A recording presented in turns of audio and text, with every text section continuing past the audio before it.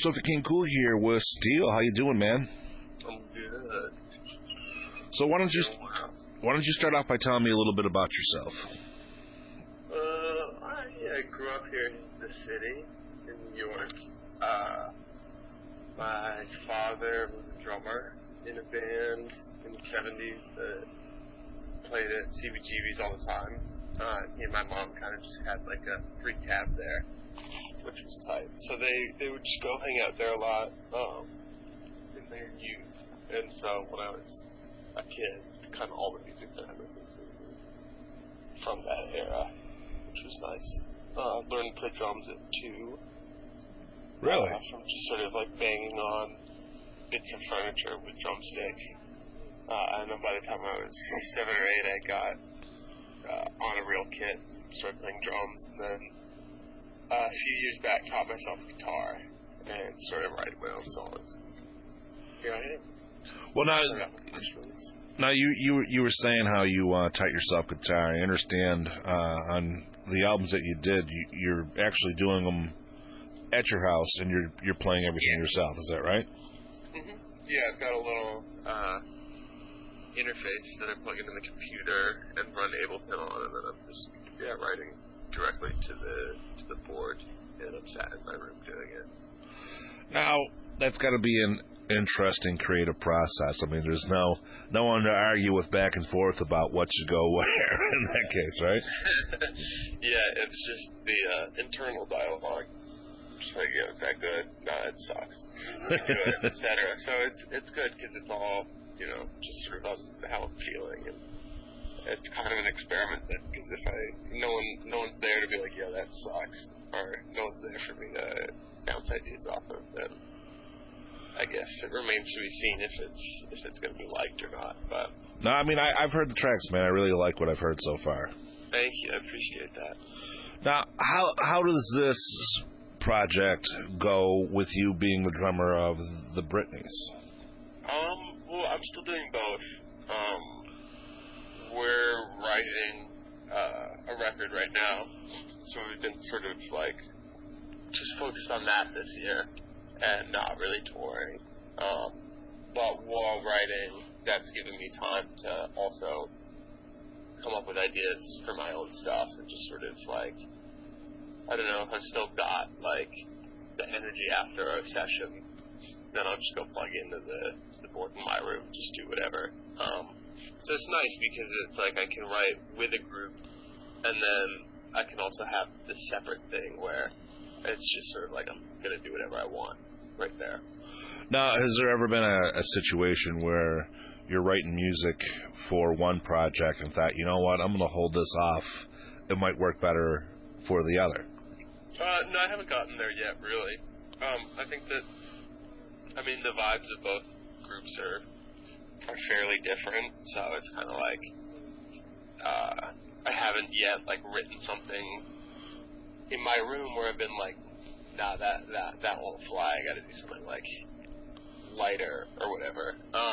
Usually there isn't really overlap with that, and especially because Lucas is like the primary songwriter in the Britneys, so he'll come on with a sketch, and then the rest of us will flesh it out with him and add parts or remove parts. But I've never been like, let me hold on to this part for my own thing or anything like that, and I haven't yet. I was gonna say not here anyway. I mean, who knows? Yeah. You know what I mean? And then I haven't yet written a song for my own thing, being like, nah, that's better in the group.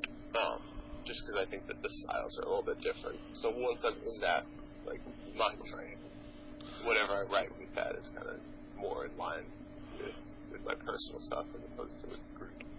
Now, what are the chances of you doing a show with both groups? I've been thinking about that. I'd say probably relatively good chances. I'm gonna start playing shows in like late September. But so yeah, probably in October or November I'll probably do double bill. I kind of want to get my footing first because I've never performed outside of the context of playing drums. Right. I mean, that'd be an interesting show for sure. I mean, yeah. Someone in the band, in the crowd there going, man, that fucking dude looks so familiar. Yeah. I know. And you know, I'll be opening that set up when it happens. So whatever goes wrong with it, I'll just hold it internally, and then I'll go on stage and release it to the drums. They'll just be smashing everything while playing or something. I don't know. Right. Maybe playing twice as hard. You wear a mask for one inside. Yeah, exactly. Be like, you never know who that asshole was. I don't know. You guys know who that was? No, man, it should be interesting because, I mean, both you and your other band are both on the verge of doing great things, so it's going to be an excellent time for you. You know what I mean? I mean, you got two opportunities to really take this somewhere. Appreciate that. Fingers crossed. Now, it's an interesting time in music, too. I mean, years ago, you know, you mentioned how your father was in the band and he was playing at CBGBs and stuff like that. But, I mean, he never had the opportunity to go ahead and just make his own stuff and just throw it out on Spotify or anything like that. You know what I mean? Yeah, no, you have to get it in a shop in another place to, like, get that same reach. So, that's one thing that I'm really grateful for. That I can make something digitally and then toss it up, and anybody from anywhere can listen to it.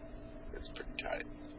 And of course, I mean, there are drawbacks with that as well, but it does broaden your reach a lot more. 100%. I mean, look at this. I mean, me and you were talking right now over this. You know what I mean? Exactly, yeah. And I think it's kind of beneficial when you think about the aspects of throwing it out there, letting people listen, and when you say it's kind of like the drawbacks, I guess it'd be people on the internet are kind of assholes, man. They can say, you know what I mean? Yeah. They can say whatever they want, regardless, good or bad. I mean, there's people out there that just talk shit just because. Big time, yeah. No, and I mean the other thing is people can be a big fan of something that they see online, but that doesn't necessarily mean that it'll translate to real life. So you could build this whole web online and be like, yeah, like I'm sick, and then you'll go and you can go on a tour and no one will come. There's no guarantee with any of that, and I guess that's sort of the problem with social media and having a bunch of followers or something like that. Like, there's no way to tell directly who's actually like a true fan in real life.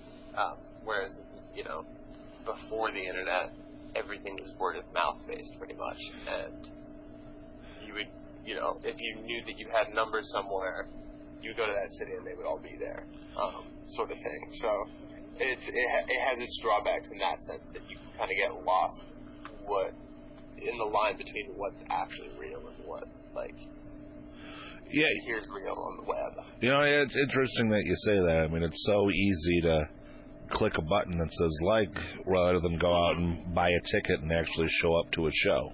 Yeah. I'm on the opposite end, man. I'd rather go. You know what I mean? I'd rather be there. I mean, I don't know. Yeah, definitely. I'm a big concert guy. I go literally hundreds a year, so... Yeah. It's like seeing a sports game on TV or in person. Yeah. There's entirely different context. So, being in New York City, does that help influence your music? Yeah, I would say it does.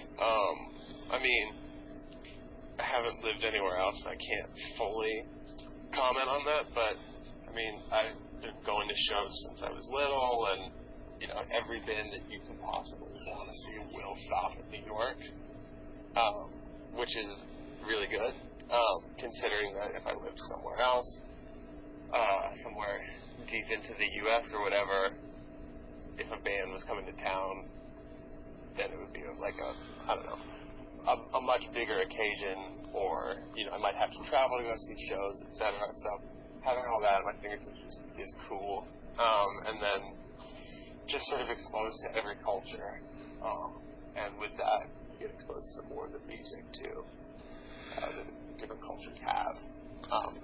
So yeah, it's kind of like you have the whole world at your fingertips to learn about. Yeah, for sure. I mean, people can say, "Oh, you know, they know New York City," but unless you've actually been there, they have no idea of what it's really like to be there. You know, I mean, Yeah. it's an experience. I don't think I could ever leave. Yeah, I've been there. I've only been there twice myself. Once when I did the Howard Stern show, and then I went another trip just to try and see the sights and shit, which was I don't know. I'd rather be seeing other stuff than Statue of Liberty and whatnot. You know what I mean? Sometimes you got to do that. Yeah, for sure. Yeah, I went to Paris like a couple of years ago, and I was like trying to do all the local stuff, and I just kind of had no aim, and I was just walking around the neighborhood. And then there was one day where we were like, fuck it, let's do touristy shit. And that was like the best day of the trip. Right. You know, you never know. Yeah. Sometimes it's got its spice. For sure. Now people want to they want to know more about you, man. I mean, what do they look up? I mean, Steele's pretty vague. You know what I mean? If I just type that in, I can't. I know. I got to change all the social media handles to just get that. Just type in Steele Kratt. I think I'm the only one. Steele what? Steele Kratt, Kratt. Okay. That's my last name. All right, cool. I'm probably one of the only Steele Kratts out there. I'd hope. I got a weird name, so. No, Kratt definitely sticks out. I thought you said crack. I was like, Steele Kratt. That'd be tight, though. Yeah. Steele Kratt. Getting the New York City vibe there for sure. New Jack City style. Yeah, big time. Yeah. But yeah, man. So looking up Steele Kratt, C-R-A-T-T, and then K-R-A-T-T. See, got to be more specific there. So. No, it's all weird in Germany. Yeah, for sure.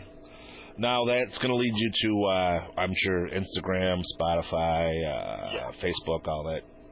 Mm-hmm. Whatever's fucking new out there that day, you know. Exactly. So many different platforms coming day by day, and then people. Right? It's fucked. Yeah, it exactly is. I mean, it's hard catching up to seeing what fucking. You got so many followers on one thing, and they're like, "Well, you didn't do this. Well, you're shit." Exactly. I know. I got to be able to learn Twitter. I've never been able to crack it, but I heard that's where everything lives. Some days, you know. I mean, you got, you know, some days.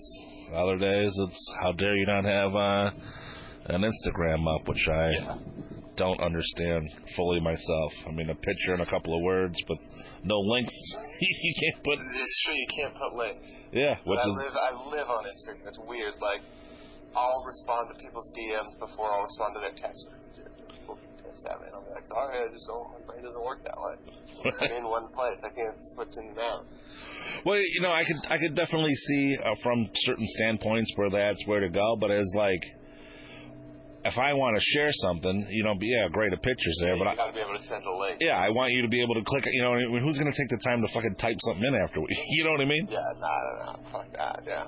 I've lost. Zuckerberg needs to get on that. Yeah, for sure, man. You're listening. Yeah, get your shit together, homie. And he is listening. Yeah, for sure.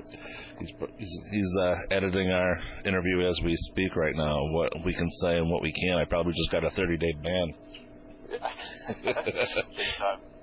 Now, and people want to follow up. They want to know more about the Britneys as well. What's the? Just at the Britneys, and that's spelled Britanys.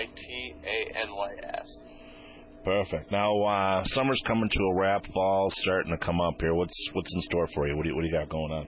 Well, I got a lot of stuff in the canon ready to go. Probably got 11 songs recorded. But I'm going to keep them sort of going two at a time. So in the fall, I'm going to do another double-sided release. Starting to play shows. Made some good merch the other day with a little basketball trading card of myself from when I was 10. That's pretty sweet. Yeah, it's good. It's got all my stats on the back. 5'2", 110-pound power forward. Same long hair. And starting work as a youth soccer coach for the fall, so hopefully that goes well. Cool, man, cool. Now, how many tracks do you officially have out for yourself? I mean, your publicist sent me out a bunch of stuff to listen to. I've got two officially out. I put them out at the start of July, mid-July. But yeah, 2 more coming soon. And the title of the 2 that are actually out are Top Secret Songs by Steele. perfect. Yeah, they're my little secrets for a little while. Yeah, man. I mean, because it's hard to say, hey, Cole, what's this? When I got the scoop, man. You know what I mean? She sent me a nice little stash of stuff to listen to. Yeah, for sure. I'm gonna start leaking them. I like them so much. Beautiful. All right, buddy. I appreciate your time. Yeah, thank you, man. I look forward to you definitely doing bigger things, man. Thank you. All right. Have a good day. You too. Much appreciated. Yep. Take care. Bye.